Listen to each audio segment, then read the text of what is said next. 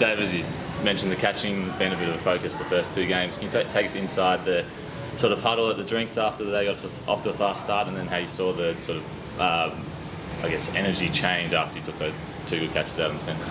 Yeah, I think in Chennai, just before the Indian game, we actually fielded for an hour and a half before the Indian match, and it obviously didn't go to plan in the second game, dropping 7 catches. But we put a lot of effort into our training to make sure that we're holding those catches and under lights as well, but it clearly wasn't, so we might have to do some fielding during the day. But last night, when I think they were none for 80 or 90, we just told ourselves, that it's a pretty good surface. Ball wasn't swinging much, and just stay in the contest.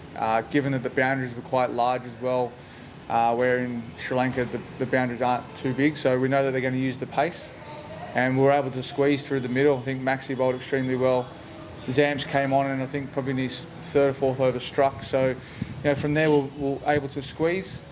We minimised those boundaries, and I think you saw with their opening batsmen, they tried to probably go hard at stages but didn't connect. So I think that played into our favour. But to bowl them out for 200 on what seemed to be a nice wicket was obviously the turning point. And can you just talk us through your dismissal from your perspective? Obviously there was a few line ball calls across the two games at Lucknow. Yeah, look, the technology provides information. From my perspective, it's there to use, probably I reckon for the howler, not so much for, with LBWs these days, if the umpire gives you out, you probably don't really stand a chance. I actually, to be honest, last night I asked Joel when I was out there just what happened, why did he give it out? And he said the ball was swinging back. So, to his credit, if he thinks that, then that's why he's given the decision. But then when you see the replay of how it sort of unfolded, you get a little bit annoyed. So that's out of our control. There's a lot to say, I think, in terms of what I'd like to see. This probably won't get across, but players' stats go up on the board as you walk out to bat. When they announce the umpires and they come up on screen, I'd love to see their stats come up on the board as well, because we see that in NRL. I know this is a world game, but NRL shows those stats. I think the NFL shows those stats. I think it's a great thing for the spectators to see that as well. You were pretty animated there as you went off. Did you have a word to Joel as you left the field? No, I just sprayed out loud in frustration, pretty much. Not just myself, but kept low. And normally when something hits me on the leg on the outside, I know it's pretty much going down leg. So, he said it was swinging back. And from my perspective on the replay, it wasn't. So, maybe if it wasn't swinging back, would he have given it out? Not sure. That's just his decision. And just on that stats thing, that suggestion, is that you feel there's not enough accountability for umpires to say as to how there is for players? Oh, look, I think over the period of time, obviously players get dropped for poor performances. It's never explained to us about how or what goes on with the panel as well. So it's just an indicator, we'd check up there sometimes and go, okay, oh gee, I'm only averaging that now, okay. But it's just little things that show the spectators of what it's not easy. So, you can explain where it's not easy, why it's not easy, and then when good decisions are made, and they can explain it. So I just think it's something that could be explored. Just to talk on the field, just with the... Or if I can follow up on the umpiring thing. Sorry. Sorry. But even at the highest level, other umpires there that even if you can't see the numbers, that if you are given out, you don't have to take names, but you feel like, oh, maybe I should review this, compared to others, because you kind of have a vague idea of how accurate umpires are with those decisions. So you're trying to make me name umpires that I think... I just said you have. Look, I think at the end of the day, as a player, you definitely know which umpires are going to give those 50-50 ones when you get hit in the pad, and that's where, from my perspective, it gets frustrating, because you literally, if you get hit in the pad, it could be a close one, unless it's definitely not out. There's no bias in anything. Yeah. It's just you feel like that as a player sometimes. But yeah, and don't forget that only during COVID we had Australian umpires as well.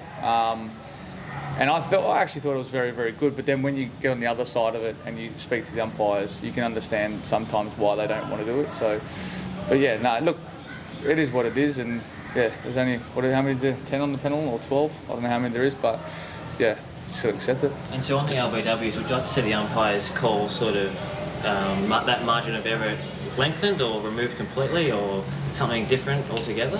No, I just think, like, you know, for one, the technology for some reason here is taking a lot longer than what it would in Australia. Normally it's up in a couple of seconds. At the moment we seem to be waiting for it. So now as a player you get even more frustrated because you think someone could be, you know, do they line it up? What's the impact points? How many impact points are there before it goes on? You know, you see in England the ball bounces and it actually moves once it's bounced. So, you know, it's not just off the seam but in the air it can move. So there's just little things that I keep saying as a player, you get frustrated because there's no explanation. I've never had Hawkeye come in and actually explain to us how the technology works. It's just for the TV. So if they can come in and explain to us how it works, and then sometimes we might not refer it or refer it.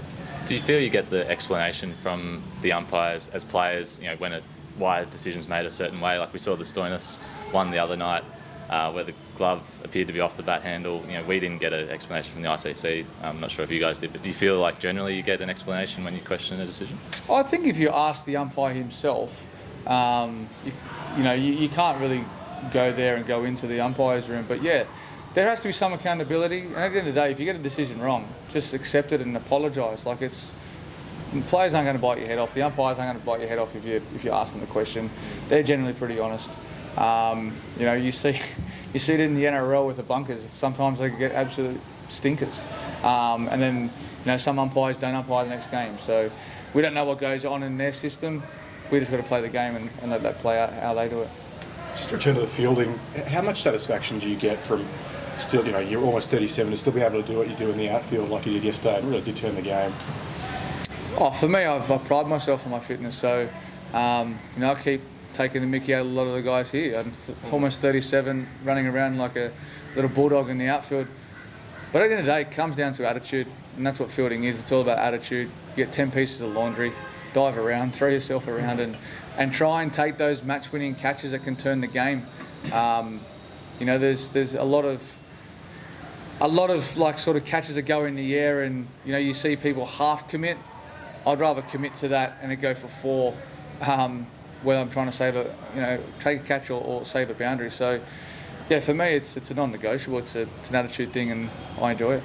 David, you've been part of a few World Cup campaigns now, and even Adam Zampa said yesterday that the first 2 games you guys were a little flat on the field. So, is that just a perception from the outside as well, or have you felt that as well? And yesterday, just what happened after the 25th over with your catches, with Pat Cummins, there was this energy burst, and now you guys can look forward to the rest of the tournament comfortably. Yeah, it also comes down to leading into a World Cup as well.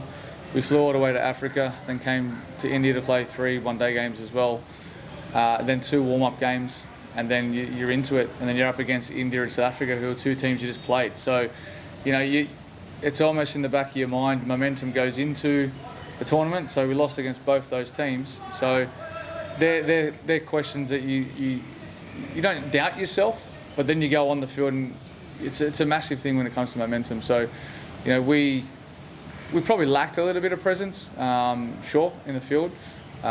We knew what we were going to get in Chennai. We'd played there before. We beat India before there. But, yeah, there was just a bit of a mark missing there. And, you know, we've got 1 on the board now, and then we come up against Pakistan and Bangalore, which I know that we'll be 100% up and about.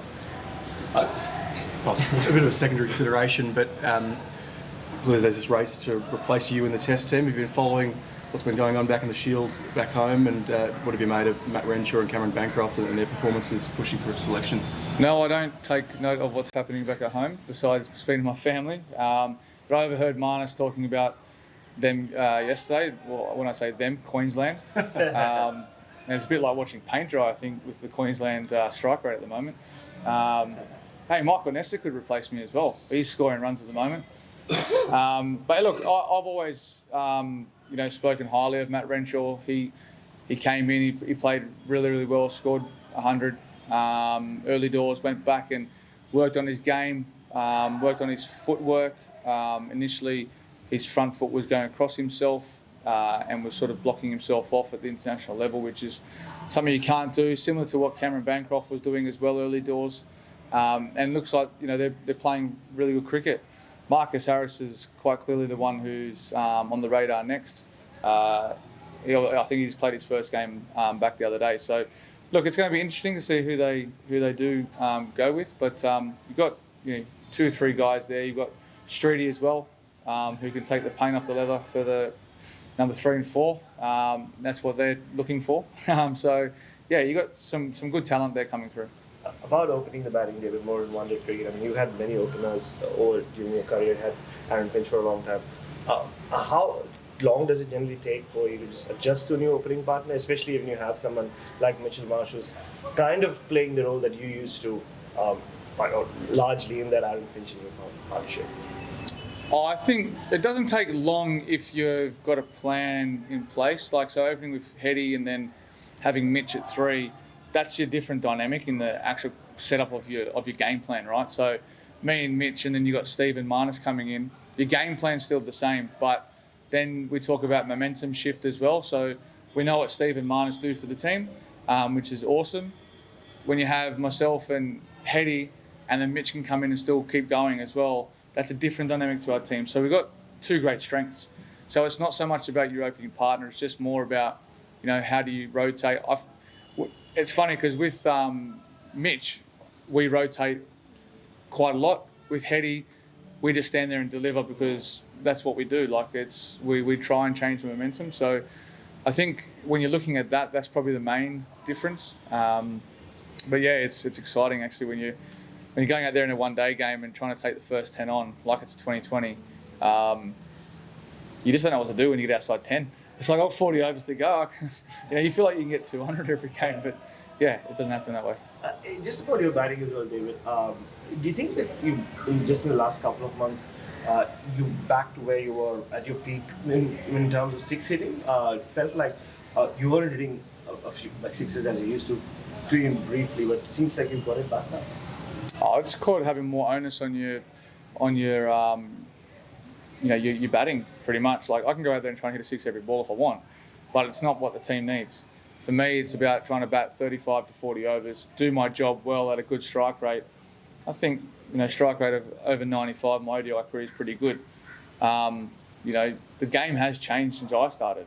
You can't just come out and keep trying to hit every ball for 6. With the lineup and what we're trying to achieve in the first 10, you're probably going to be able to achieve that. But yeah, it's a high risk, so I can hit 4s if I need to. And also the boundaries are quite big in Australia, and when you get older you get a little bit weaker, but it can happen. And you mentioned Mitch just before. Real statement of intent last night with that first ball, whacking it straight down the ground. Was that discussed beforehand, or was that just Mitch and how he wanted to set up the chase? No, our plan was as soon as he came on, we knew exactly what he was going to deliver. Doesn't swing the ball. He can seam it on a wicket that is conducive, but there was never any seam in that wicket last night. So from us, it was attacking from ball 1, anything short of a length. We grew up on fast pitches facing fast bowlers, so it was bread and butter for both of us. So we just knew if we got anything on it, it was going to fly. And yeah, we just tried to target him as much as we could. Having put a finish line on your career internationally, are you in a different headspace at all? Has it changed the way you're thinking about the game? No, now we can play the Olympics, so I might have to keep going. No, it doesn't change your mind at all. Like for me, I've always had the same plan. My mind's always clear when it comes to the series that I'm playing. It'd be remiss of me not to sort of say that when you're leading to bilateral series, when you're leading into like a World Cup, your plans change. So it's like you're going out there trying to do something, like trying to create something that might work for you in that tournament. So you can't do that at practice. You've got to put it in practice in the game, and that's what we try to do as batsmen in those series. So you do have the flexibility when you've been around for a long time. I think as a newcomer coming in, it's quite challenging. You can speak to the coach about it. They'll help you and guide you as much as they can in that, but you've also got to still perform, and that's the hard thing. So if you try and little things in the games, whether it's you want to play reverse sweeps at different times and that, you got to put it out there before you do that, because your guys' job's to write stories, but we've got to educate people on why people are doing certain things. So from my perspective, I've always tried my stuff in games just purely because then I know if it's coming off or not. At training, you can practice it, but training, I'm not going to risk getting a broken thumb or getting hit and then possibly being out. So there are little things that come into your mind. But yeah, no, I'm just playing with freedom as I've always done. I don't have a fear of failure, and once you accept that, then I think your mind's clear in sport. Just on Mitch Starc, were you in the vicinity when he looked to be giving a couple of warnings to Kusal Pereira, and do you think we could see a man-cave this time? I was, and I was actually speaking to Gaff, the umpire on the side of square leg. And to be fair, I'm like, if you're going to do it 5 or 6 times, you're wasting your run-in. So I'm there thinking, I'm trying to conserve my energy if I'm running in. I don't want to do an extra 5 sprints. But Starkey's big on that. Like to be fair, like if you warn someone, you'd think that they wouldn't do it. And that's just a perfect example of, just ignorance, pure ignorance and arrogance in a way, just not listening. Like sometimes it is people out of habit that just do that. I remember Ed Cowan used to do it all the time without even noticing. And he was still horrendous between wickets. Like even though he had a 3-metre advantage, he was still standing there in the one position. So it was like, sometimes you just don't think about it as a batsman. Like you're not trying to pinch a run. Like he's open the batting. He's not trying to run to the keeper. So yeah, sometimes it's just they're blasé about it. Just 2 weeks into the tournament, David, like, are there any trends that catch your eye? Like India seem to be performing really well at the top, but the middle seems to have opened up with Afghanistan beating England. So just how do you view the next 2 weeks and just any trend that you've noticed? Oh, we've had the two hard games to start, so they've got to play each other as well. There's obviously a lot of momentum that can go into those games, but at the end of the day, you're going to lose one. One team's going to lose one, so it'll be interesting to see what games they are and when they do happen in the tournament. I'm a firm believer of back end in the tournament. If you've got that momentum, there's always one game that's going to hit you. And where that hits you is the one that I reckon that is that stumbling block when you get into the finals. So it's going to be an interesting watch. I know the back end we've got Bangladesh and Afghanistan. The hard ones come in between that. And then you talk about run rate as well. So there's a few things that can be there at the end, but Pakistan's our next game, and that's what we'll be throwing all our attention to. And hopefully we get a good crowd there to come out and support us. Oh, and speaking of the crowds, like you played a lot of cricket in India. Just what is happening in series? You kept turning around, obviously concerned with what is happening in the stands and everything falling down. Have you ever experienced anything like that? What was it like to be out there in the middle? It was freakish yesterday. We were talking all about how much dew there might be on the ground, and all of a sudden we get a dust storm, winds like hurricane sort of winds, and we had pieces of the grandstand falling down. And my fear was just for the spectators and kids that couldn't run out of the seats fast enough as well. And there was a lot of ladies in one section that were there as well, and it's very difficult for everyone to get up at once and run. But thankfully we got the stadium did a good job to get everyone to the back of the stand, and it was crazy. But overall the fans have been great. Coming out and supporting cricket. We know how passionate India is about cricket, and it's good to see fans come out and see quality cricket being played as well. So hopefully that can keep continuing. Chanting for you as well.